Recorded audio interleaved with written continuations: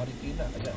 Eh, pag gusto niyo po ng mga matitibay na sapatos, mga balat, mga kapuso, doon kayo pumunta sa Marikina.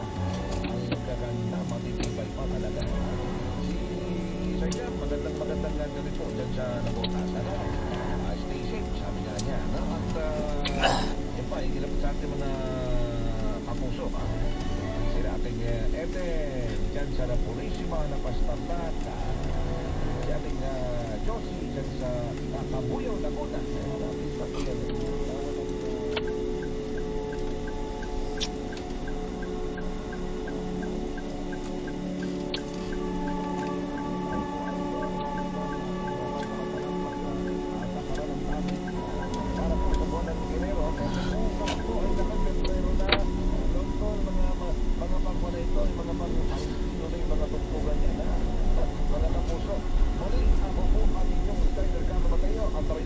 Super Balita sa gabi.